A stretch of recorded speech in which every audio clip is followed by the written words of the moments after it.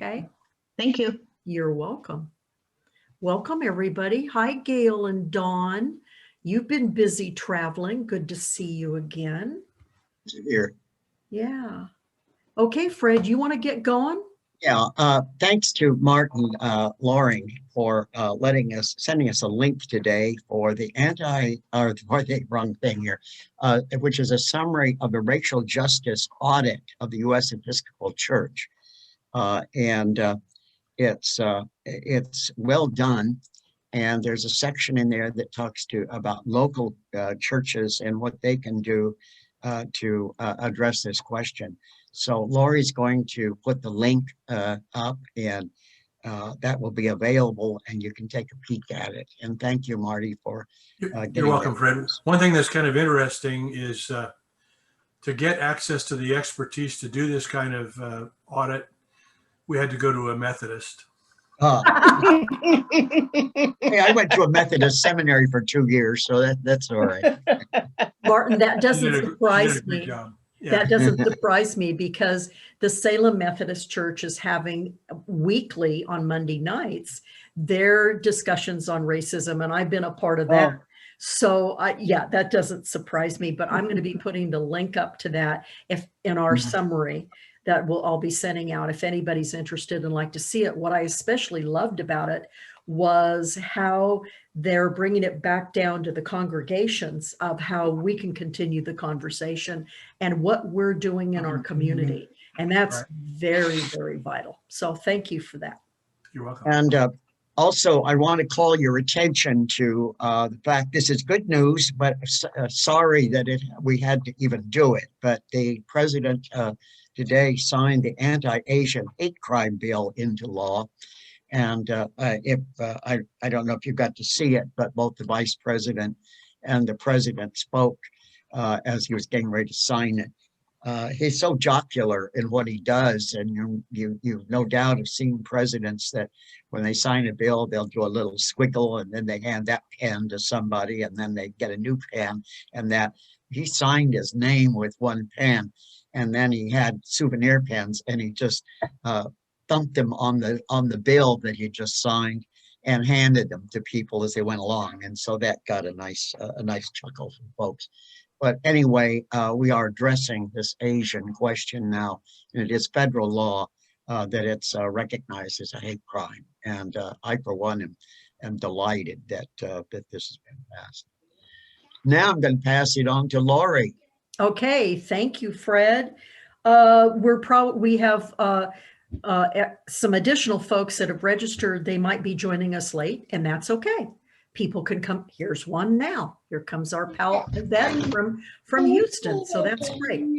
Oh. What we're doing tonight is we're welcoming back for the 4th time in several months, Samantha Martinez, who is a doctoral program student at U of O and extremely wise and extremely enlightened, and works in lots of different psychology fields with therapy groups and trauma groups. And she's going to speak tonight on cultural appropriation and other things and activism. So Sammy, I'm going to turn it over to you, and let's just have a wonderful conversation. Sounds good. Thanks, Murph. And hi, everyone. It's so good to be back and to be sharing this space with you again.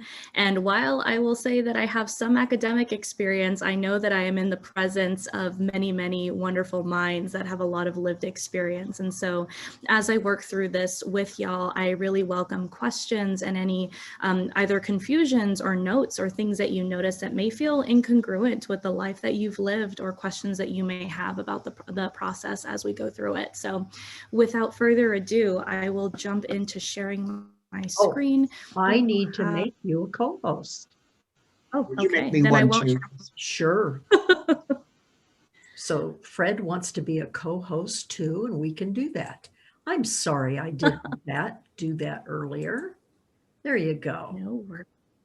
Thank you so much. You're welcome. All right. So as Murph said, we're going to be talking about cultural appropriation and some other experiences. The other experiences really come from the perspective of being able to understand how all of these are linked together. One of the presentations that I was able to give with this wonderful group was on intersectionality. And so this conversation will really lend itself well to intersectionality and the ways in which these are kind of like puzzle pieces and they lead into one another and sometimes create additional understandings for ourselves. So first and foremost, we'll start with a brief agenda. I'll do a quick overview of what we're working with. We'll talk about cultural practices, cultural mixing, cultural appreciation, and cultural appropriation. We'll also have an opportunity for a discussion that will bring out these ideas of cancel culture, which you may have heard of, and anti-intellectualism, which is something that, of course, many of us are pushing hard not to experience or provide in some of the spaces that we're seeking to learn from. So we'll be covering some pretty big topics, and we're going to kind of scratch the surface of them, but there's a lot of depth to be gained from these questions and these conversations. So I welcome you into that space with me. So a quick overview. This presentation is designed to develop your understanding of cultural practices. It's also designed to help you understand your role as a global citizen, not just a citizen of the United States of America, not just a citizen of North America, but really someone that is a part of our global community. And it's also intended to increase our awareness of opportunities for praxis. So really taking some of these theories and applying them to the world in which we are active engagers. And so what are the things we can actually do and enact in these spaces that we occupy, maybe on a day-to-day basis, maybe on a week-to-week basis, and of course beyond. So something additionally interesting that you'll notice as we move together, we're going to have a running analogy. And so it's going to be the running analogy of a broomstick. And so this was developed by Rachel Swati, and it was something that I actually saw on social media that I was particularly appreciative of. And so she goes by the handle, Not Your Quirky Black Friend on TikTok. And I have created these slides as a PDF that I've sent to Murphy. So if you have any questions or if you want to look through them, her information is linked there as well. So you'll notice some broom fun as we move through this presentation together. So first and foremost, let's start with cultural practices. What are they? There are about 3 different types of cultural practices, and we'll be using these designations to kind of understand the ways in which these practices engage with what we might call outsiders or folks outside of the cultural practice. So there are closed practices, and these should be practiced only by specific groups of folks. They may be required to have received the information from a master of the practice. Some may require an initiation process, and some might require that you are of a specific cultural background. This includes indigenous practices and rituals, and anyone that is a part of a diasporic religion or practice. And so diasporic religion usually refers to African religions and also Judaism. So diasporic religions also, if you think of colonization, so the folks that were colonized or had much of their culture eliminated, or if they experienced censorship or erasure, those are often referred to as diasporic religions. Similarly, we have semi-closed practices. And so these are traditions that can still be followed if you're not maybe an inherent part of the religion as a whole, but you also may be required to have some training in order to fully participate. And so some examples of this are Wicca, Santeria, Buddhism, Hinduism, and Shinto. And so these are all examples of traditions that you can read about, that you can practice on your own time. However, in order to be considered someone with extensive knowledge or even a master in the field, you are required to engage in a training practice. And for some folks, you may not be allowed to train in the tradition if you do not have a cultural background with this in mind. And then lastly, we have open for all cultures and genders and ages. These are our open practices. And so anyone can self-elect to be a part of these. And so some common ones are Hellenic and Minoan, Kemetic, and Celtic, among others. So anyone can seek out some of the kind of ancient Celtic rituals. Often those are used in wedding ceremonies. Folks tend to prefer Celtic vows to maybe more traditional American vows. And that's a good example of the ways in which Celtic Celtic tradition is involved in a lot of different ceremonies where folks are maybe not inherently or traditionally Celtic themselves. So 3 types of cultural practices.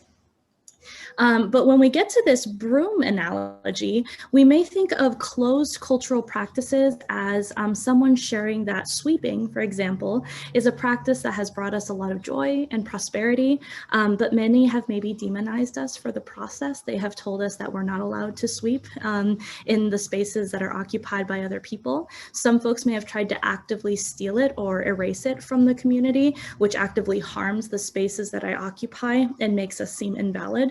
And sometimes when this is removed from our possession, it can have the effect of making us disappear or removing us from the world, our mark on the world. And so, of course, to prevent further harm and trauma, often folks share that they would appreciate it if this stayed theirs and if this was ours, something that other folks do not have access to. This is especially prevalent among Indigenous Native American communities, where processes like being in a teepee, for example, or religious ceremonies that take place with smudging are considered closed practices, where to practice them outside of a cultural relevancy is considered disrespectful and problematic in a lot of different ways. So some broom analogy here for you. Similarly, we think about the concept of cultural mixing. So this really begs the question, how can we create something beautiful together? And in these spaces, we have 2 general types of cultural mixing. There is the intentional and unintentional versions of these things. And so, of course, this just refers to coexistence of representative symbols of different cultures in the same space at the same time. So in an intentional space, this is often occurring in, for example, a bi or multiracial household that teaches children the cultural practices of both parents. An example of this would be like a child growing up in a Latinx and a white household. They may partake in both Halloween and Dia de los Muertos activities. It honors maybe something that is happily held by a white family versus an activity or cultural practice that is happily held by a Latinx family. The child would be welcome in both of those circumstances to practice in both of those traditions and ceremonies, provided that, of course, their parents were teaching them how to engage in those things effectively. Some unintentional types of cultural mixing are things that occur in spaces where 2 or more communities coexist and then share in this knowledge together. So an example that actually has popped up relatively recently, I would say probably in the past 5 years, is a Korean establishment or a Latinx establishment may jointly discover a delicacy. Bulgogi is something that is a marinated type of meat in Korean tradition, and they started putting it in tacos, and it's delicious, let me tell you firsthand. It's fantastic.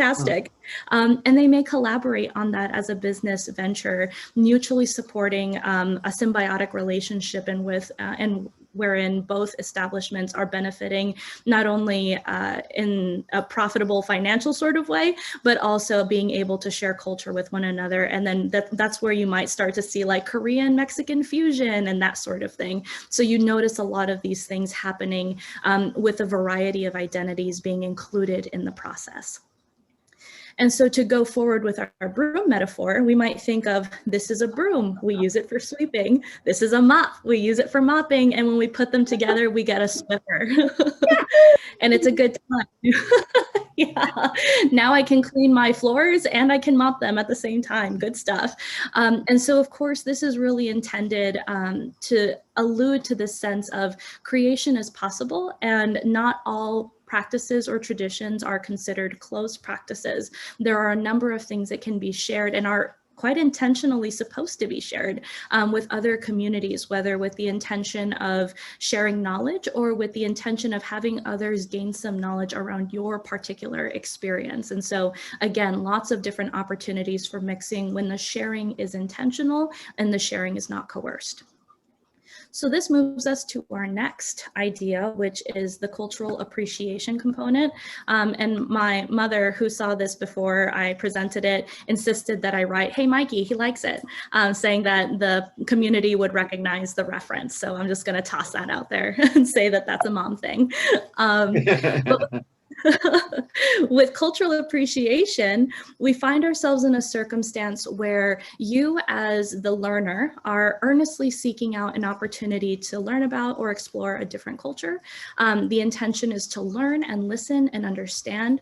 You are seeking to honor belief and tradition, and you respect the limits of your involvement based on the Indigenous practitioners. You are acknowledging that you share their knowledge only with permission, and you always are offering credit to the people who belong to that culture. And of course, in some cases, cultural appreciation also involves fair compensation. For myself, as someone who exists almost entirely in an academic setting, I think of this often when we conduct research, that when we talk about different things, we often have to credit the communities where they are from. That can look like designations, that can look like authorships, that can look like a lot of different things, and making sure that the community we are working with perceives it as fair compensation is also a very core element of being able to do good and ethical work in the field.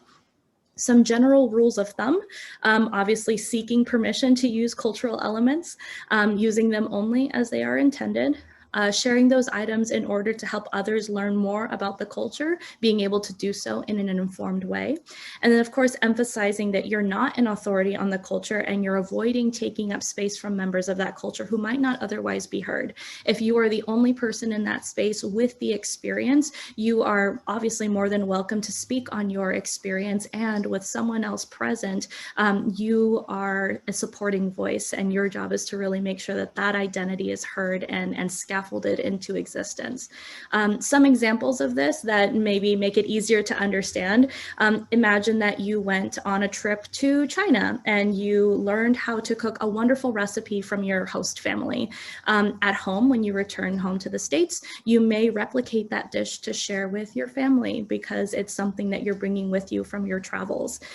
Once you do so, you may take some time to explain the difference between traditionally prepared Chinese food, or you may also kind of educate on the differences between fast food in the United States, it's called Chinese food, think like Panda Express, and the food that is prepared when you were visiting your host family in China. Another example would be if you were invited to a Muslim wedding and you did some research on traditional weddings and traditional wedding setups, you may discover that it becomes necessary out of respect to show up with a scarf and utilize that scarf for your hair if you identify as a woman. And so some of these things are always happening in conversation with the people with whom you have invited you into that space or have taught you some of these recipes.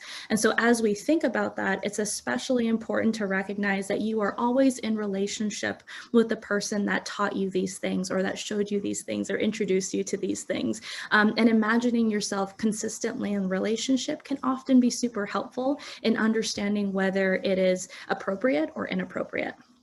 So of course, I would be remiss without having another broom edition of cultural appreciation. So this would be where you are taught how to sweep correctly, but you are also taught the significance of sweeping to the person and the culture. You are taught about the history, you are taught about its uses, and you are gifted knowledge that is perhaps not readily available to others. And this information, it is central that this information is freely given. So this cannot be something that is coerced from the culture or from the person. It is an expectation that if you do show others that you teach it accurately, that you provide historical and zeitgeist related context, and that you give credit to the community that taught you, and at times even the person, the master, or the religious leader that taught you in some cases. All of these things are central to being able to say, I am appreciating this culture for what it is and not appropriating it for what it's not. So these are some examples of how to really engage in some of that cultural appreciation. So now we get to kind of the meat of the conversation. Let's talk about cultural appropriation. We're not going to pass go. We're not going to collect $200 on this context because often we find ourselves really challenged by appropriation and what it represents for a lot of communities. And this is one of those moments where I invite everyone to think about the multitude of experiences that we have had to take in mind generational differences, to take in mind the experiences that we were taught by our parents and by our colleagues. And as we grew up, we may have noticed a shift in what would have been perceived as cultural appropriation or cultural appreciation. So even as I am sharing this information with you now, I think it's especially important to acknowledge that some of these definitions are relatively new. We have not defined some of these experiences until probably the past 20, 30 years. And even then, even though they may have existed for a number of years, we may not have had language to describe it. So it's okay if you notice some shifting in the way that you perceive certain behaviors, activities, or things that you and your family may have been a part of at some points in your life. We're going to approach this with a lot of curiosity and open-mindedness. So cultural appropriation refers to when members of one culture adopt specific aspects of a different culture without consent or without permission. Often the people doing the appropriating belong to a privileged group, while the people that they are taking from belong to an oppressed or marginalized group. And in some, if your use of the cultural items or practices exploits that culture in any way, you are likely appropriating whether you realize it or not. And some of these markers include presenting a skewed or inaccurate perspective or representation of that culture, reinforcing certain types of stereotypes, conflicting with the intended use of those elements, and then taking credit or compensation from the original creators. This covers a lot of different activities and a lot of different things. And it's important here that while it may not be your intention, we have a lot of conversations around impact over intention. Sometimes, even though we don't intend to appropriate or we don't intend to be a part of a system that appropriates, we do, whether accidentally, knowingly, or unknowingly, we are a part of that system. And it's important to be intelligent and knowledgeable consumers so that we can avoid some of these things. And so some examples of this can include yoga. How many of us have practiced yoga or been a part of a yoga studio before?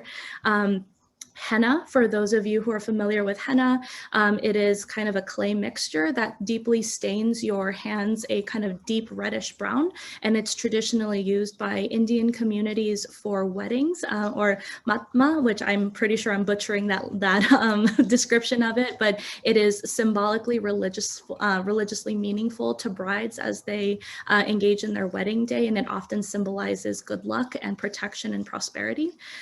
Something that is actually super common that we often see on TV is something called AAVE, which is African American Vernacular English. So often you will see, it's also known as Black English. And so one of the things that you will notice about that is that it's often referred to as like an uneducated or an ignorant way of speaking, especially by, I would say, white English teachers. That's a big one that comes up often. And that has been designated as horribly racist for a number of reasons. And it is utilized in a lot of media to demonstrate a certain type of person. And so not only is it demonized for being like a representative of ignorance or a representative of criminal behavior, but then on top of that, it completely neglects the very rich and complex history of African American Vernacular English. And so that's a great example of how to be thoughtful about the ways in which it's monetized for gain in like social media and movie culture, but at the same time demonized when children in our school systems utilize it on a day-to-day basis. Similarly, we think about hairstyles, headdresses, tattoos, especially tribal tattoos. That's a big one. Dream catchers are another, and you can think of probably a myriad more. And so, of course, some of the things that we would like to make sure that is given in this space is recognizing that all of these opportunities for cultural appropriation come from an idea of exploitation. In some ways, it occurs because something has been monetized and people feel like they can utilize that to gain a financial benefit. And then in other contexts, it's simply because the person that did the discovering liked it and decided to take it with them, and it happened without permission. So again, we're going to go into this broom edition of appropriation. And so it's the equivalent of saying, you see the broom, you like the broom, you take the broom. You mass market the broom, you profit off the broom, but you present the broom as your own. Sometimes you might belittle the existence of the broom while still taking it for yourself, but no one gave you permission to take the broom. And so this is kind of one of those be-all end-alls that you understand that, oh, this was actually never mine to begin with, and I'm kind of taking it anyway. So these are all really valuable things to kind of keep in mind. Whoops. And I am clicking things I didn't want to click. All right. And then when it comes to permission giving, one of the interesting things about this is we think about, how do I ask for permission, or to whom am I requesting permission? And this is one of those trickier questions. When we think about, if you have a friend, for example, I'll use myself and the Murph because she's been with my family for a long time.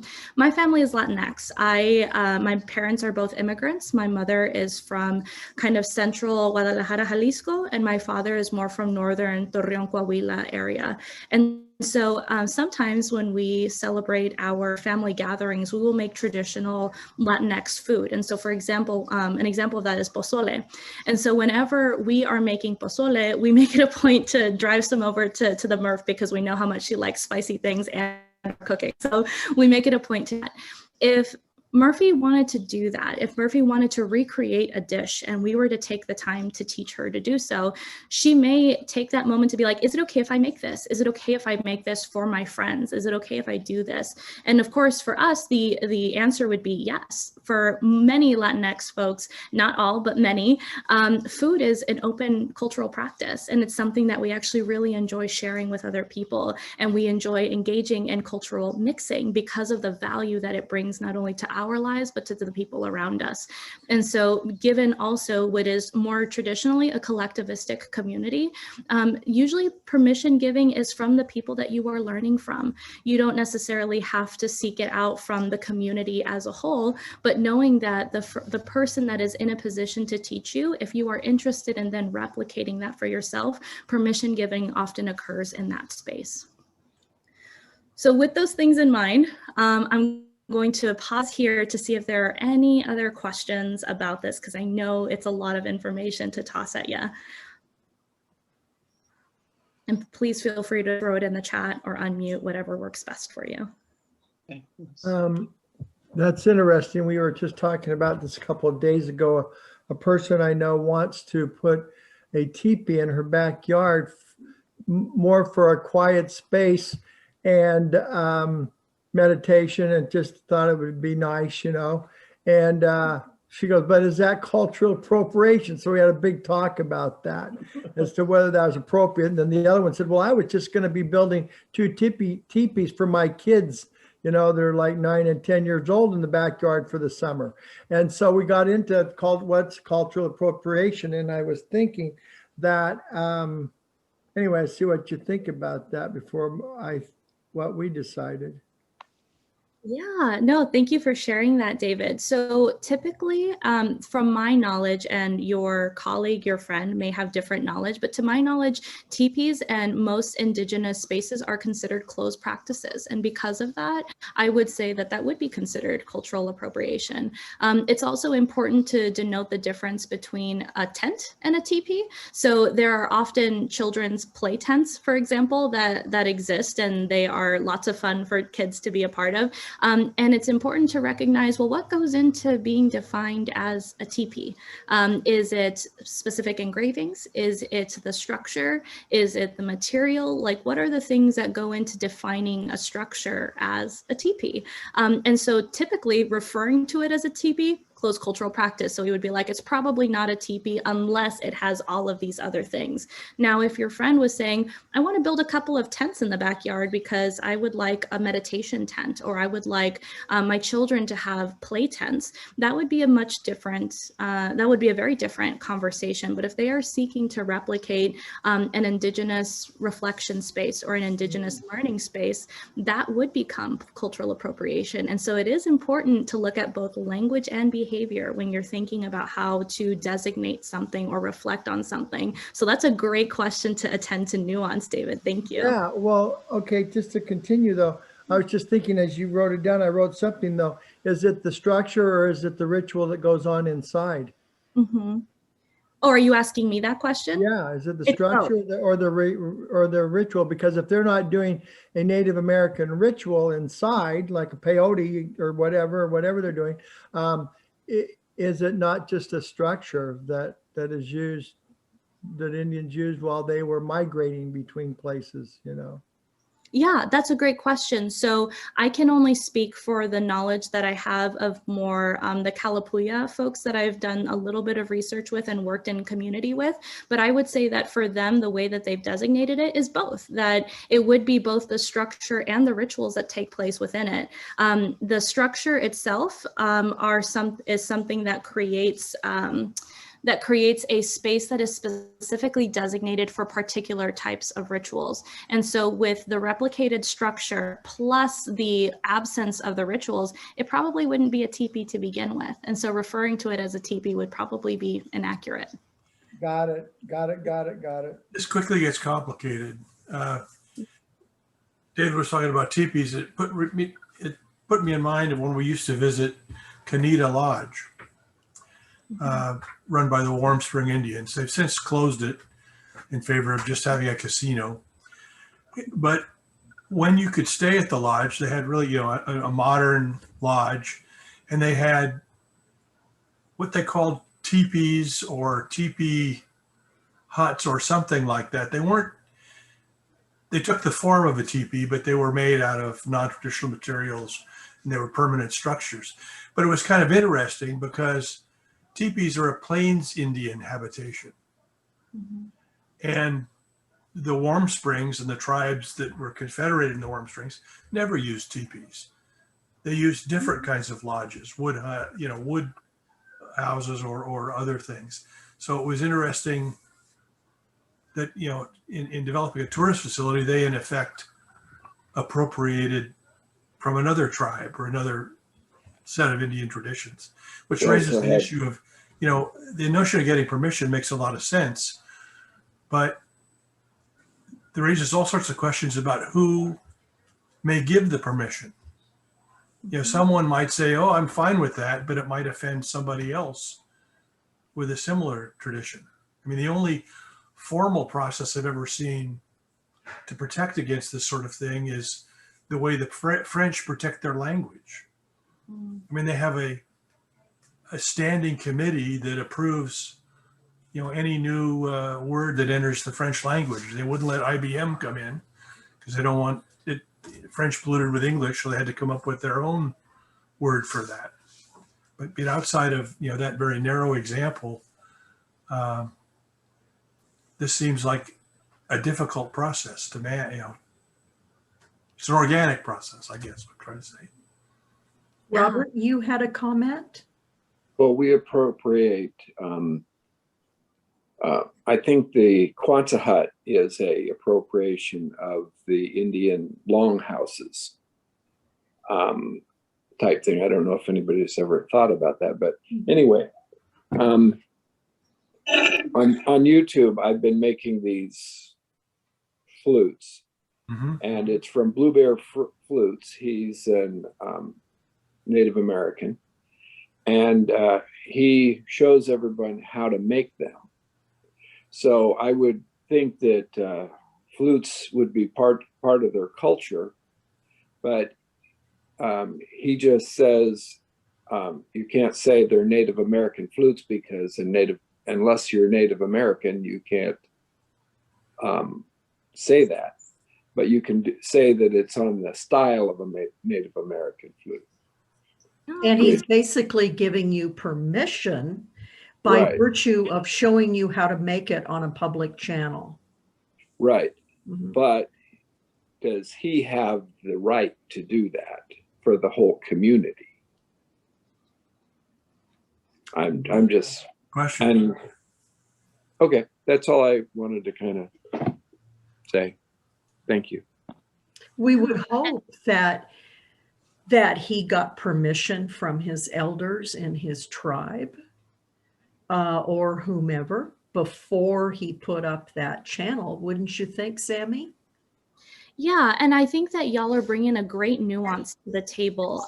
First and foremost, to kind of attend to what Martin was saying, it is possible for groups within the same, I would say maybe cultural structure, to appropriate from one another. I often think about, and I speak a lot about the Latinx community because that's the one I'm most knowledgeable in, obviously. And so when I think of those specific things, I think of ways in which mestizos, or folks with mixed identities of Spanish and indigenous descent, sometimes can be culturally appropriative of closed indigenous only practices. And I think about those of Spanish heritage, all considered Mexican.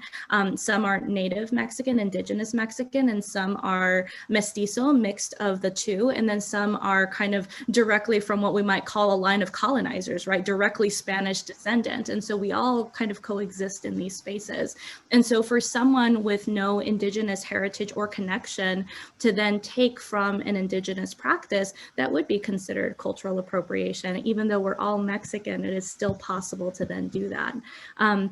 And to attend to what Robert and Martin both referred to, this idea of like, well, how do you know who to ask? There are some things that have pretty distinct understanding. So for example, Robert, for the flute, I might imagine, you probably, yeah, like the speaker said, you probably can't call that an indigenous or native flute because an indigenous or native person did not make it. It was in the style you were taught by someone who identifies as native or indigenous, and they taught you how to make that particular thing, that particular item. However, for that community, musical instruments may not be a closed practice. It may not be a closed cultural practice. And you would assume, you would hope that the individual teaching you how to do that on a broad platform has an understanding from their cultural community what is considered a closed practice and what is not. So you may notice folks teaching how to whittle a flute, or you may notice how to create a drum or something like that. But at the same time, you may notice an absence of teaching religious ritual or processes or policies or understandings of the way, you know, things are created and made and understood. There are themes that are understood to be generally protected and closed, and those are the absences that you notice on broadband networks. And so it's very rarely about to whom do I ask, and more what is the general understanding of the culture. I would say very similarly when we think about notions like teepees or longhouses and those sorts of things, when an entire community is being led by an elder or by a group of elders, by a spokesperson or someone similar, whenever an organization like a casino or something like that is seeking to do so, there is something that we know called intellectual property. And there are a lot of ways in which Native and Indigenous communities seek to essentially do the equivalent of trademarking their items because it is so readily stolen from them, and they have needed to devise ways of protecting their own intellectual property. I recall a moment where Disney, the corporation Disney, attempted to trademark the Virgen de Guadalupe, which is a religious symbol for a lot of both Indigenous and Mexican communities. And that was, it failed, thankfully, but to think that you would have the opportunity or ability to trademark something that is central to a religion that you do not belong to is ghastly in a lot of different ways, which is why intellectual property was developed in order to offer some sort of protection from that. And different communities have devised different ways of protecting that information, intellectual property being one of them. But great questions, y'all. Lots of nuance. Yeah. Bobby? I guess I consider myself a sampler. And so I don't know exactly how that works, because I'll see something in a movie or I'll see something that is a cultural practice that just like hits my heart.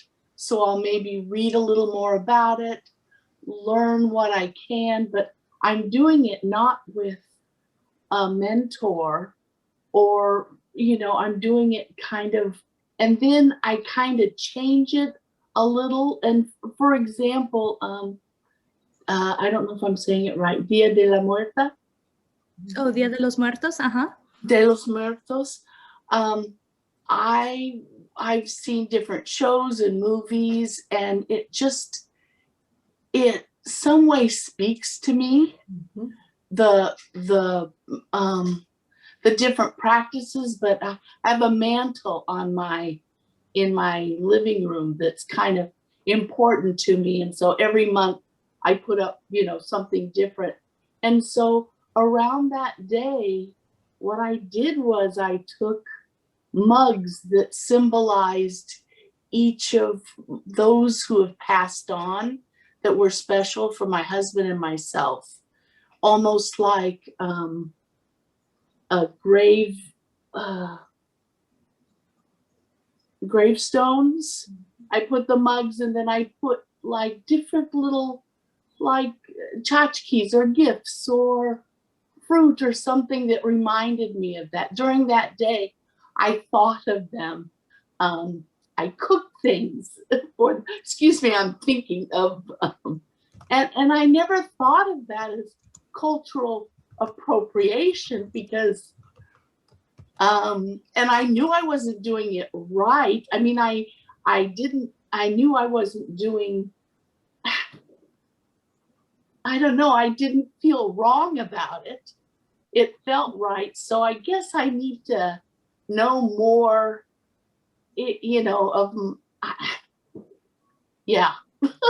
Bobby, I think the key here, and Sammy, correct me on this, but I think the key here to cultural appropriation is the benefiting monetarily from is a key feature of that, or wanting to take it and call it your own. Well, I kind of took it and tweaked it to just, I do that in my art. I take and then I tweak things. So, but anyway, I'm just saying that would, and I do understand the part of the exploitation. And I wasn't trying to exploit anyone, but I have done things that I didn't unintended that were racist and exploitive. So it's important for me to know if I am, because I would like to not do that. Yeah, Bobby. Isn't this just as much appropriation as a teepee in your backyard, though? I mean, it's in your backyard, so nobody's going to see it, and you're not going to gain financially from it. But if you say that's not right to call it a teepee, then isn't it in the kind of the same category? Yeah, these are great questions. So Bobby, I'm going to attend to what you shared first. So Dia de los Muertos is considered a semi-closed practice. We have a lot of marketing around Dia de los Muertos, but very few people know about the history of it. It actually is specific to one community, to one town, and it's Puebla. And Puebla has developed that as a part of its relationship to their native community. And so what you are describing, however, is this idea of cultural mixing, I would say, to some extent. The problem with appropriation would be if you were to say, this is my Dia de los Muertos, altar that I have created. It is authentic and it is the best thing ever. And you should also be doing this. And I will teach you how. That is where the appropriation comes in. It is the teaching of others as though the information is your own. It is the profiting, monetarily or socially, profiting in any way. Right. I would say that there have been a number of conversations that I've had with non-Latinx folks where they've talked about, I love this image of an altar. I love this image of offerings to those who have passed on. And that is not an idea solely held by Dia de los Muertos. The timing may be in line with Dia de los Muertos. And you may say, I learned about this process and I found it so beautiful that I enacted my own iteration of it, that I did my own version of it. But again, Dia de los Muertos is not a closed practice. That is distinct from the idea of a teepee, for example, because all indigenous practices, especially around their religious communities, is considered a closed practice.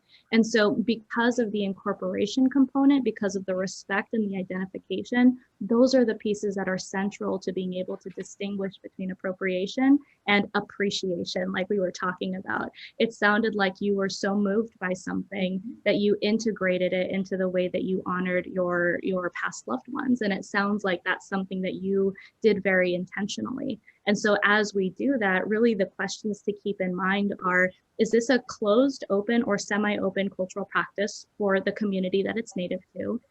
Is this something that I learned about and felt moved to do for a specific reason? And to whom or what am I kind of responsible or accountable for these practices? Do I need to tell other people that see this altar, do I need to tell them about my inspiration? Typically, yes, right? Do I want to profess myself as an educator on this? Probably not. Do I think there are other people that could talk about it better than me? Probably yes. And so it's all of these critical questions that you ask yourself before, during, and after, when you are talking about it, when you are thinking about it, when you are creating it. You know, That really helps. it seems to me that a whole lot of it is what's in your heart. And you know, and as Bobby describes what she did, that's how she felt in her heart, and it had nothing to do with anything commercial. And it seems to me that it would be a bit like, oh, I've got grandma's recipe for chocolate cake, but I don't like chocolate, so I'm going to put raisin sauce in it.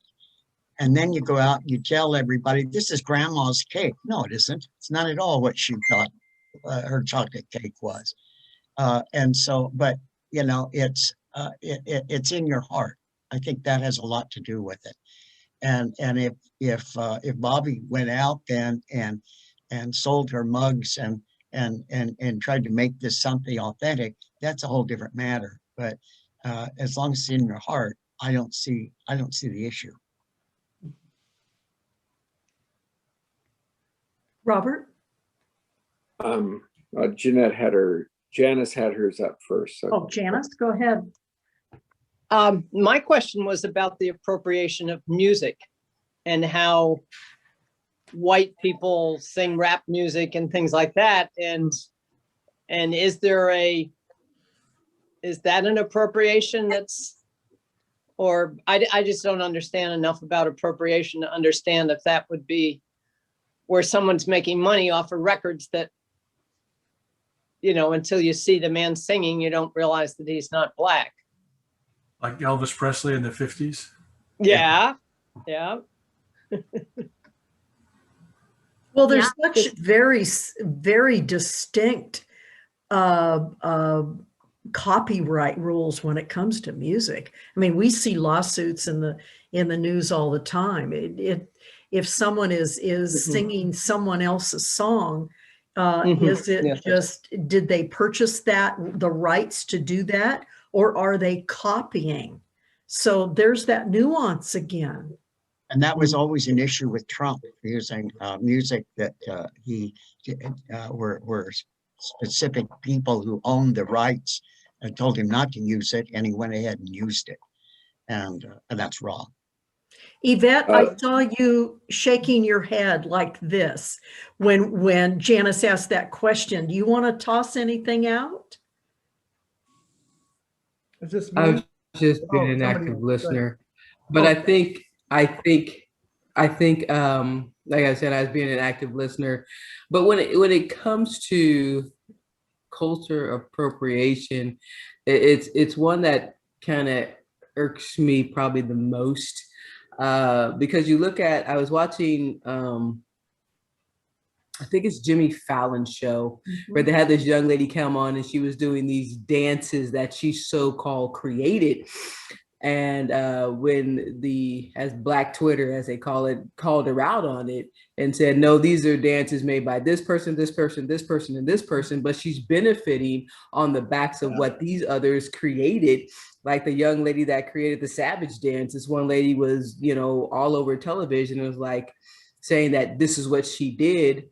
And it's stealing from the the advancements of someone else to put your name on it because it looks great. And what bothers me with that is that you have these television shows and other media formats where that other person gets looked at more than the actual creator because of the color of their skin. Right. Yeah. My point was that once it becomes a generation down and you don't know that the history of it, you might lose track of, but we have Google now, we can research it, I know. But if Bobby's granddaughter sees it and recognizes it as something that Bobby does, but doesn't actually question her on it, and then continues the practice, and then someone sees her doing this and is Hispanic and calls her on cultural appropriation. So is this a down the line, is this going to be a problem if you just do it and don't explain it well enough? That's a great question, Robert. And I want to attend to something that Yvette said as well that I think may have some value and may be connective to what you are asking. So part of the responsibility of cultural appreciation is acknowledging where you receive your inspiration. So this is something that occurs with artists when they talk about being a part of something and saying this, I was inspired by these things, and they name their inspiration or they name their muses. Something can be said very similarly for the kind of the new way that we're starting to attend to inspiration and the way that creation and development are existing currently. And it is a good practice to get in, kind of get the hang of, be able to say, I was inspired by X, Y, and Z. These are the places that I learned about it. These are the communities that I learned about it from. So in this case, Bobby may consider the importance of describing where she learned to create the mantle and why she chose to create the mantle. She may name the inspiration to her grandchildren or to her daughters or to her sons. You just may consider that as a part of the integration of this cultural significance that you've adopted and integrated into your home and life.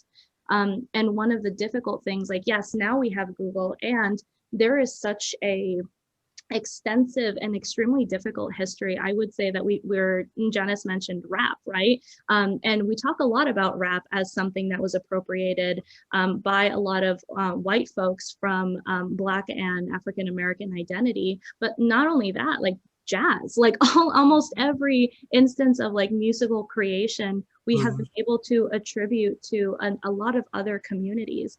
And so there is an idiom that is a West African proverb that says, as the lion's story will never be told as long as the hunter is the one to tell it. And that proverb really encapsulates this in a lot of different ways, where history is often written by the winner. And so you are often not able to rely on more mainstream sources of knowledge.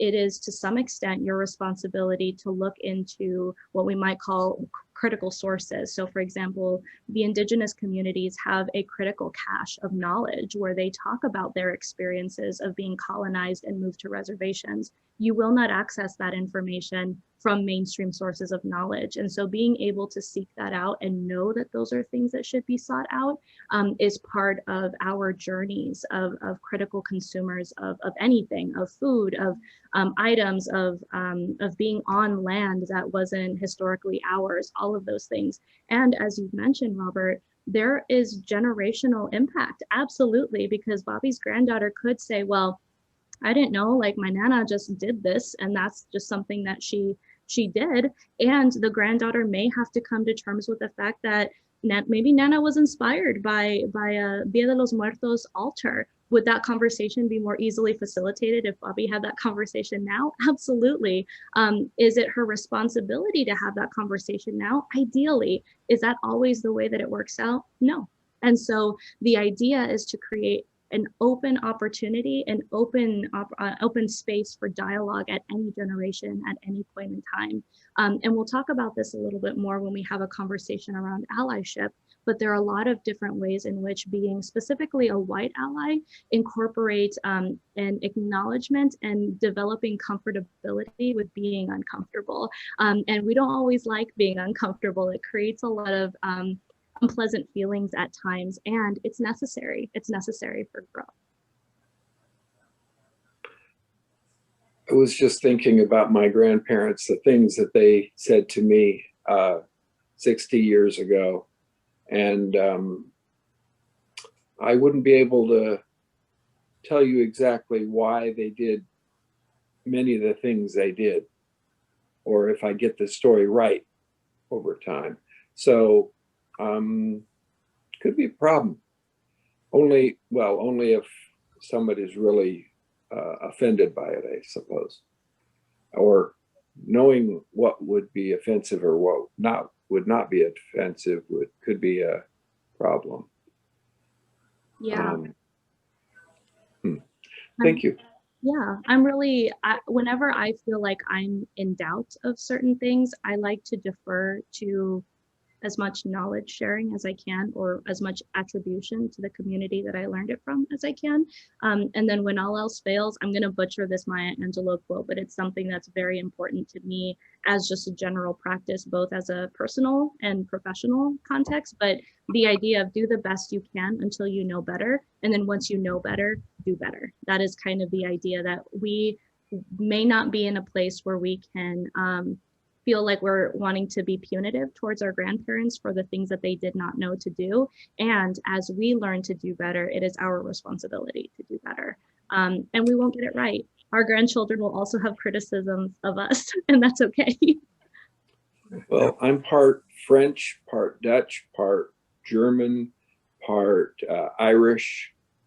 And there was a young man from Hawaii the other day. I saw him in the store, and he had a new tattoo on his leg that was very symbolic of his heritage. And I was thinking that would be really cool, but I don't have no tattoos. But to get one on my leg, I would have to kind of do a stripe of each community that is my historical heritage, which might be interesting. And would that insult any of them? I don't know. Well, don't confuse cultural manifestations with political boundary cultures. I mean, there's again, that nuance there.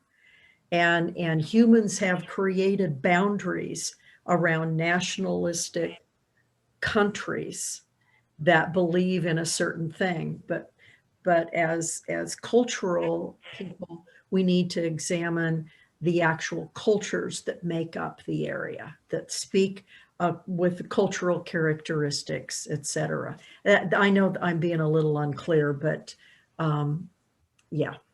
Sammy? Yeah. Save me here.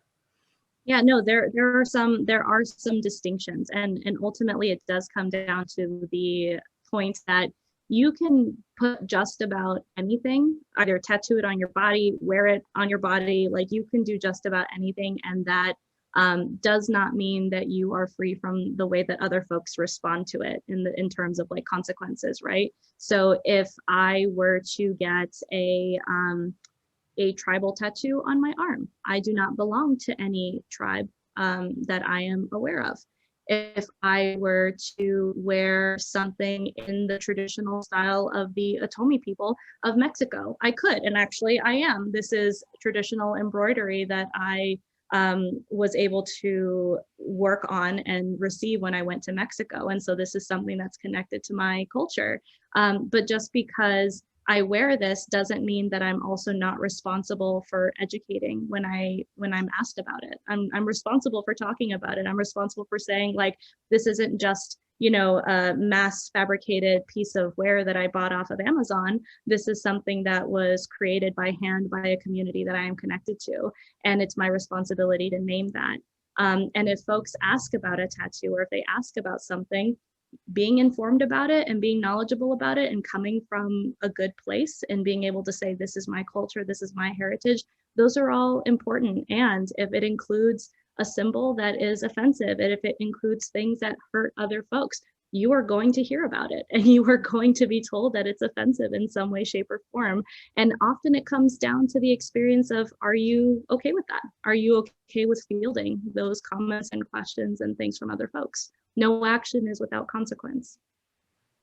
Well, the young man had a religious attachment to the symbols that were on his leg. So they were part of his culture. And I think it was sort of like the inside of a teepee for him. So if I would have appropriated his tattoos, I would feel wrong about that. So I guess that has to do with what Fred was saying. If you don't feel right about it, don't do it. And you also touched on that too. Yeah, but good reflection. I'm glad that we got a chance to kind of work through that together. I do want to give us a chance to work through some of our questions and our shared spaces together. So if it's all right with folks, what I think I will do is I will talk a little bit about cancel culture and anti-intellectualism. And then instead of breaking into groups around, because we've talked about a lot of examples, so we've already kind of done the activity I had initially planned for us. I'll skip over that and jump to allyship, and then I'll give us some time at the end to be able to kind of bring it all together about how to be allies and how to integrate all of that. So I'll just reshare my screen real quick. So good, we talked about that. We're going to talk about some group reflection stuff. So as we're having these conversations, it's additionally important to think of the role of cancel culture. And so many of you may feel like you are affected deeply by cancel culture. It may feel like it's something that is extremely punitive. It may feel like it is the thing that keeps you from trying to learn more about other communities and cultures. And so I want to present kind of a critical review of the term cancel culture. And like anything, there are extremes, and then there is a moderate in the middle. And so I'm going to posit that as one of the things we want to be considerate of. So the term cancel culture is kind of a loaded term at best. This is something that I have cited Marie Beecham for. She is an educator and kind of content creator, and she's available on a lot of different social media platforms. And so she describes it as, at its best, it's holding public figures or organizations accountable for shameful behavior, and it can be used to do so. But at its worst, it is kind of a disorderly mob that shuns anyone who disagrees with kind of what the mainstream opinion is. And in practice, the intention is to kind of fall somewhere between these extremes. And so when we think about cancel culture or canceling someone, we think about promoting this submission to groupthink. And groupthink is this idea that doing kind of what the group agrees is generally acceptable. There are good iterations of this, or helpful iterations, where we can all agree maybe that misgendering someone who identifies as non-binary or trans, or examples in like the queer and LGBTQ community, those are generally considered to be good norms to have. And there may be iterations of that are less helpful and potentially extremely dangerous to other communities. So cancel culture is at the intersection where if someone even questions what the group agrees is woke or appropriate, then they're canceled for being bigoted. Once we cancel everyone who broadens our perspective and questions group consensus, that's where we start to arrive at anti-intellectualism. And so this is where we are really needing to have some critical lenses. There are some things for which cancel culture can be helpful. And then there are some things for which cancel culture goes beyond its jurisdiction, what we might call it, and it actually creates a problem for being able to include differing perspectives and differing opinions. And so when we think about anti-intellectualism, it's referred to as this productive back and forth of intellectual discussion that actually ends up getting chopped off when we well, it gets chopped up when we don't allow for other perspectives and opinions. And so, of course, this result is disastrous because it just becomes an echo chamber of the same opinion over and over again, which is not necessarily what is needed for movement forward. Society thrives when every reasonable viewpoint gets a seat at the table. And something that I really want to emphasize here is every reasonable viewpoint. This doesn't necessarily include viewpoints that dehumanize other communities or other people. And then if you've experienced some confusion around this, because most folks do, I really recommend reading a little bit more about the paradox of tolerance. This is a concept that states that if a society is tolerant without limit, its ability to be tolerant is eventually seized or destroyed by the intolerant. And it was kind of a concept that was described by Karl Popper, Popper. And it's described as a seemingly paradoxical idea that in order to maintain a tolerant society, the society must be intolerant of intolerance. And so there's a lot of kind of confusion around those topics, and we can talk about it a little bit more to be sure. But essentially what it kind of asks to distinguish is that when something is creating intolerance, those are often the things that need to be identified and eliminated.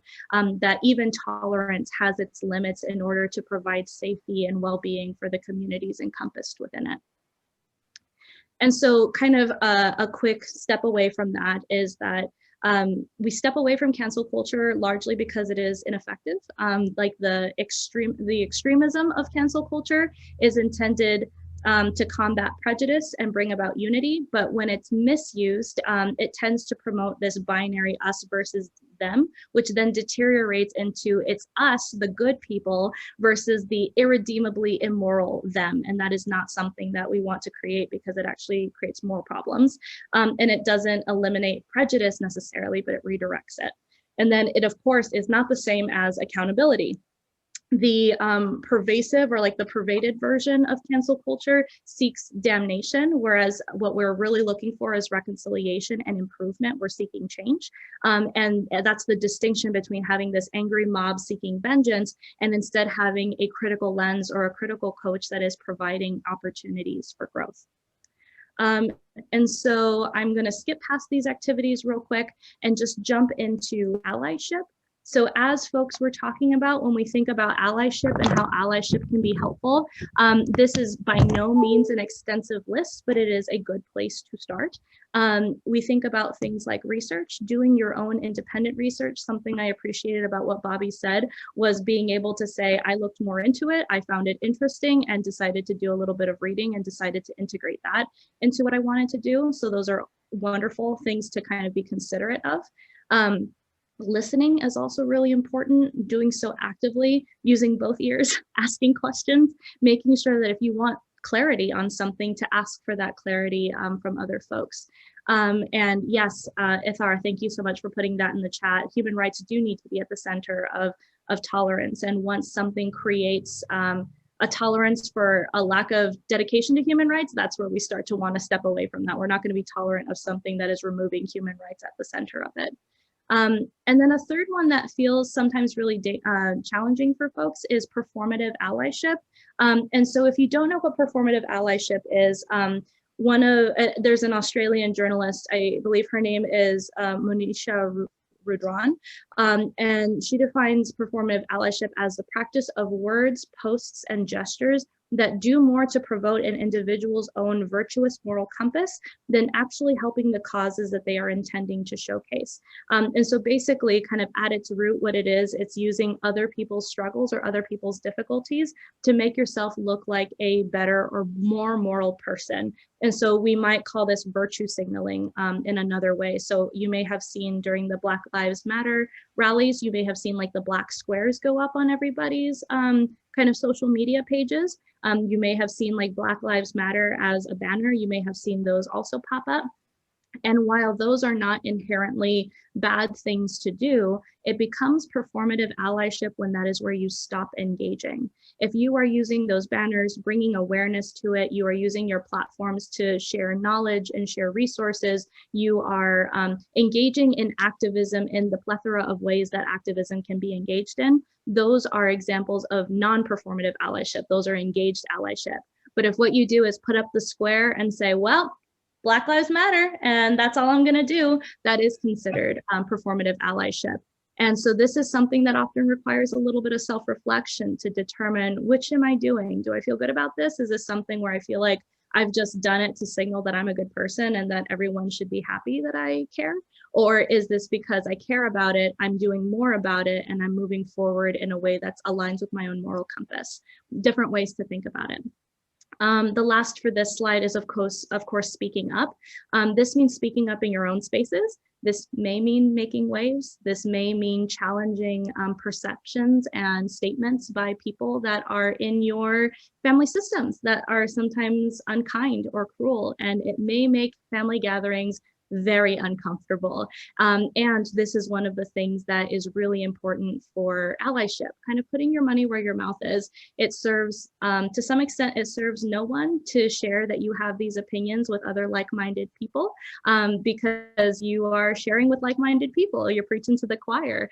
And it's important to kind of demonstrate that outside of those spaces, of course, with considerations for safety and those types of things included. And at the intersection of also recognizing that marginalized folks often do not have the luxury of safety in those spaces. And so speaking up can be extremely valuable and helpful for communities. In the final 4 that we can have for consideration, as I mentioned earlier, discomfort is one of them, becoming comfortable with being uncomfortable. In general, as humans, we're really adverse to change, and that's normal. And if your life has been one that has had a lot of comfort in it, you might find it very difficult to voluntarily give up that comfort. However, to work towards being a good ally, you may notice that your comfort often comes at the expense of others. And part of allyship means forfeiting that comfort and being able to amplify some of the voices that are not being heard, even if it means not amplifying your own. And that, of course, is also on here, amplifying BIPOC and other communities of color, their voices, and other marginalized folks, remembering to decenter yourself. It's not about you, and that's not about you in relationship to those communities. It's about the community and the ways in which you support. It may be about you when you are with your community and you are offering alternative ideas than what the mainstream of your community believes. But when you are around other BIPOC folks, making sure that their voices are heard and amplified is really important. Similarly, mistakes. We talk a lot about mistakes, which is why cancel culture was part of this conversation, but making mistakes is fundamental to the process. The only expectation is that you learn from them, that you acknowledge when you are wrong, and if it warrants an apology, apologizing. Pretending like you are someone that is perfect and don't make mistakes helps no one, and it actually creates active harm at times. So being able to acknowledge when mistakes are made and being able to say, whoa, I'm sorry, I'm not going to do that again, is really central to that. And that, of course, leads to the last one, which is show up. This can mean a lot of different things, having follow through, being present, and doing what we might call the work. The work looks different for everyone. For some of us, it's more education. For some of us, it's more active engagement. It can look like a lot of different things. And showing up for marginalized communities in ways that matter. So this can be taking responsibility for your actions. This can be educating your peers, attending protests, attending marches, signing petitions, donating monetarily if you can. There are lots of different ways to show up, and everyone has to do it in a way that makes sense for them. So with those things in mind, the only thing I have left is a Q&A. So whatever questions you have, and it looks like we maybe have 15 minutes left. So thank you, as always, for being an engaged and captive audience. I am so ready for the conversation component of this. Yvette. Yeah, Yes, can I add to this also? When we talk about allyship, that we should also consider that when you're an ally, doesn't make you a subject matter expert. And I think that sometimes we have people who are allies who have not experienced certain things, but they are telling you how you should feel and how you should react and how you should go about doing things as opposed to being the support system that you're hoping that they would be, and to be a resource to getting the education as far as what oppression looks like, to understand what prejudice looks like, to understand what it means to be races and to be affected by racism.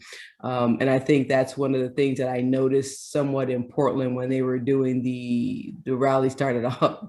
Protest started almost a year ago. It's amazing that it's almost been a year since the protest started in Portland, and it's still in the same place it started. And it's sad because those, like you said, they'll put the signs up in the yard, and that's about all I want to do. And I was noticing that I think it was just yesterday they passed the anti-hate bill for Asians. I still have yet to see the one for Blacks being passed, and it's sad because when you talk about, you know, being an ally, you should want the same for everyone, regardless of their color. When we talk about, you know, equality and equity, we should want the same. And our allies will go to a certain point when it comes to those, and then some of them stop. Mhm.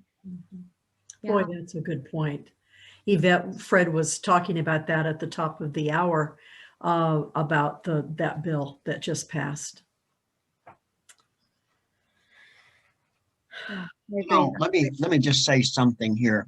And I'm not going to be political, but I'm going to be generically political. Just pick up what Yvette was talking about. I think I ran 8 campaigns and won all of them. And I've thought about this so much. And when our neighbors were out holding the BLM signs back when we were doing all of that, I thought to myself, you know, if this is all you did in a campaign, you would lose royally. And there's so much more to it. Carol Christ with her letters to the editor and her emails and bless her heart. I mean, she's just out there doing that stuff that you have to do, and it's drudgery sometimes. But I've seen it so many times that, okay, we'll raise our sign, but there has to be a lot more to that.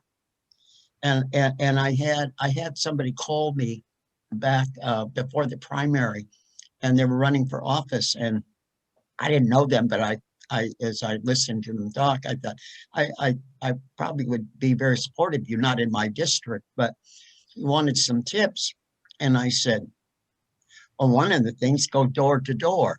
And they said, oh, we can't do that with the pandemic. And I said, you can knock on the door and step back and hand them a folder or something or drop it on their doorstep, but meet them and give them a smile from a distance. And I don't think they did it, and I don't think they won. And so that's what it's going to take is getting out there and doing more than carrying a sign. Yvette, you're just spot on. Mhm. That wasn't too political, was it? No. Okay. I'm also gonna piggyback off of what Yvette was saying in terms of like being the subject matter expert. Mhm. That also really bothers me. And I think too, there is a distinction between being an ally and being an activist. Yeah. And I yeah. believe some who should play the ally role think that they're activist, or they have the knowledge to be, or the resources to be, when they should be supporting in the ways that Samantha was saying, and be an ally.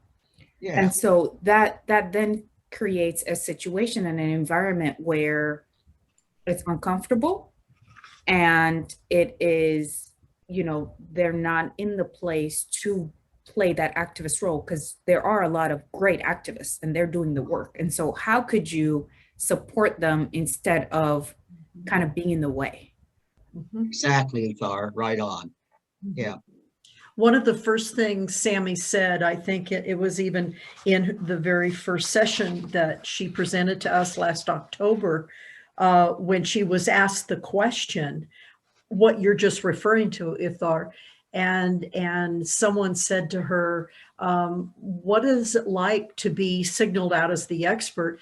And Sammy, your response was, it's exhausting. And that person, and the one of the people that was at that presentation just repeated that and acknowledged you saying it at a meeting that we were in, a cooperative meeting we were in last week with another group having the same conversation.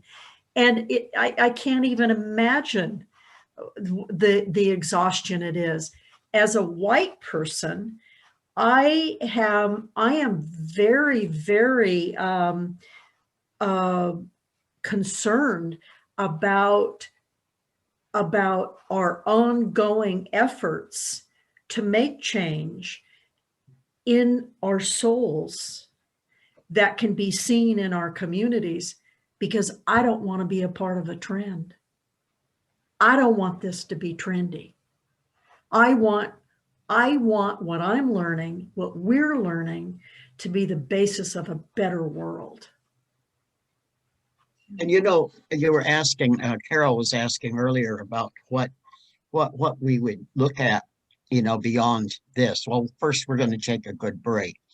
But second thing is, I think that's kind of the area that we need to be looking at is okay, we've got all of this knowledge and people like Sammy and Yvette and others that we've had have shared with us, and so it's a question of where we go from there. And I think if you could be thinking about that and email us and let us know what your thoughts are. We're not closing any doors.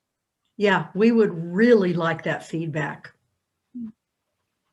Something I want to toss in to join kind of what Yvette and Etha are saying is also this idea of, if we want to put it in the terms that we've talked about today, allyship is an open practice. Anyone and everyone can be an ally. You can learn how to be an ally. You can be constantly in the process of developing your allyship. Activism is a semi-closed practice. You have to be prepared to educate. You have to be prepared to take responsibility for what you put out into the world and the education that you are offering. You have to be willing to take criticism and respond to that criticism. You are held to a higher standard when you identify yourself as an educator, as an activist, in the same way that we expect better things from our educators, our Supreme Court justices, our judges, our, name, insert title here of folks that have spent a lot of time working and learning and doing all of those things. There is some gatekeeping that is fundamental and necessary to being able to identify as an activist. And with that same concept in mind, it is important to recognize that just because you are an activist in one way does not mean you are an activist across the board. For example, I would be comfortable identifying as an activist for Latinx identity, culture, and experience. I do not have the wherewithal, the knowledge, or any of the capacity to lecture on queer identities or on Native and Indigenous spaces. I have some knowledge that I have been in many ways gifted through my engagement with other folks. And I use that knowledge to continue to inform myself and learn more about it. And I could not speak on behalf of a community that I do not have inherent connection to. And so being able to, we've used this phrase a couple of times, but I think it's accurate. Stay in your lane, know what your lane is and stay there. That is such a valuable skill to have.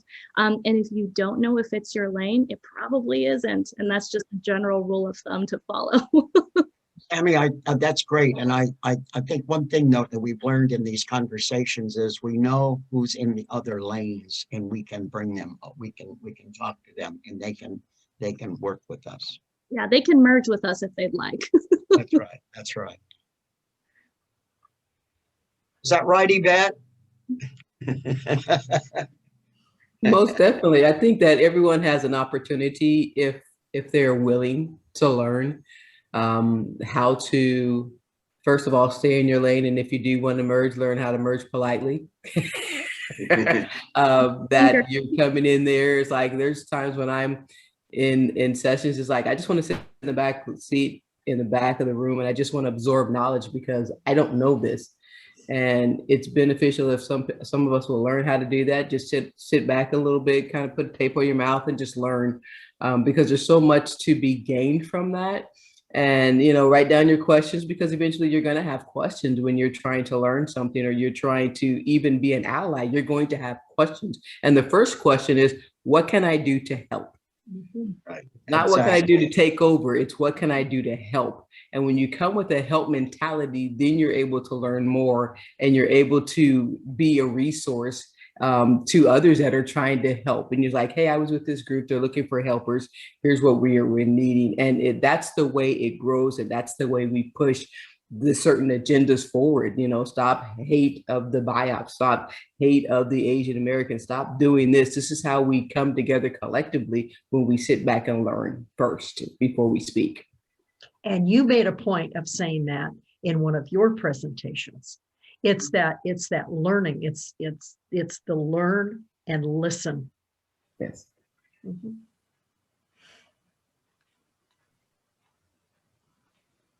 Robert? I was thinking about the Army and the demonization of women, pretty much. And I noticed that our language, in a lot of ways, like, I saw an Army sergeant, which was a female, and she was calling her troop that she was calling them ladies as an insult. So, Really? and today on The View, I heard a phrase, but I'm not going to repeat it because but it was also, it's sort of like when you vote against your own better interests. Women are voting against their own better interests on things, and it kind of, I'm a little confused about that. Why that would propagate? Does that make them feel stronger or something? It depends on what the interest is. Well, when you're sitting there and you're on screen, and your mouth kind of, because smiling is really hard to do all the time, because I guess I don't do it enough, but it's called RBF. Resting bitch face. Yes, What? I didn't want to say that. Yeah, I can say it because I practiced saying it. Resting bitch face. Oh, Now, It's what my mother had and what I Yeah, have now. If I'm just flat and not specifically trying to smile, if it's just, my saggy cheeks, right. it looks like I'm angry But or isn't bitch upset about something, and I'm not. Isn't bitch a derogatory name for women? There is no corresponding. They say they're resting ass face is the men's. I know there's another word in there, but that's not really a man. I think it maybe should go all the way across. Why is that's a female term? I don't know the answer, but I'll give you my opinion. Okay. People pay a lot more attention, makeup, plastic surgery. People pay a lot more attention to women's faces than they do to men's. And there's centuries and centuries of putting women down for anything. So when I first heard about resting bitch face about 3 or 4 years ago, I thought, oh, so there's a name for this frown. And I don't use the word bitch in any other category because I don't like the word. But I do have some friends who use it as a point of pride. Isn't it part of that's fine for them. Isn't it demeaning women, though? It is a demeaning term. And so if someone uses it for herself and for her friends, that's their choice. Don't you use it, Robert? It would be demeaning. Thank you. But I think for women to use it, I believe it is also demeaning of themselves. Well, Sorry, remember, that's yeah, just remember 3 or 4 my years ago? opinion of that, but Yeah, maybe longer. It used to be that queer was put down, and then the people who identify as queer said, "We're taking that word back." I think I think understand that, it but depends on who's saying it and why. I'm going to time out us really quick and say that one of the things that comes into this context, as well as something we probably don't have a lot of time to go in more in depth, but we have to also keep in mind the context of assimilation. So often folks in specific organizations will assimilate to the language that is utilized of the organization to be taken seriously, or to kind of code switch, as one might call it.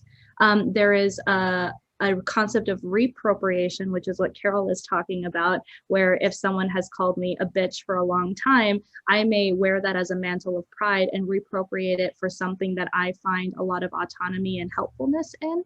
And then to what you were saying earlier, Robert, about sometimes voting against your own self-interest, there is also something called internalized sexism, in the same way that there's something called internalized homophobia, and kind of all of the isms that go with that. Sometimes we exist in a setting that invalidates our existence for so long that we kind of take up the ideology and utilize that in our lived experiences from moment to moment. And it could be 1, 2, 3, all of them together. It could be any combination of the two. And it's really contingent on the person. Sometimes part of your self-discovery is realizing when you have some internalized bigotry or prejudice or discrimination. And sometimes it's about reappropriating something that has been used to put you down for such a long time. The same has existed with the word bitch, queer, slut, like all of these things have been reappropriated in a lot of different ways.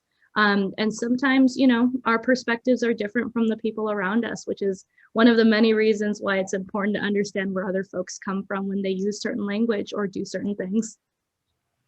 Sammy, Thank you, and with Sammy. that is, Robert, thanks for bringing us right down to that topic in our last 3 minutes, because we could keep going on, but we want to be respectful of everybody's time. If you have any further questions about anything of tonight, please let me know what it is, and I'll forward them over to Samantha. And next week, yes, I agree, Ithar. She is a great teacher. She is. I want to thank you all. Next week is our last session. Fred, if you want anything to add. I just want to say, Samantha, thank you so much. It's just great to see you again. You've got a real report for your mom tonight about what we talked about. So She's do gonna I. want to know, did her joke fly? And I'm gonna be like, stop it. It's so good to have all of you back, and we look forward to seeing you all next week. And Greg will be returning for the last session, and we're excited about that. And then we're going to take a break, and we'll see where we go from there. So have a good week, everybody. Blessings to all of you. Thank you all. Bye. Bye. Thanks for your time and engagement, folks.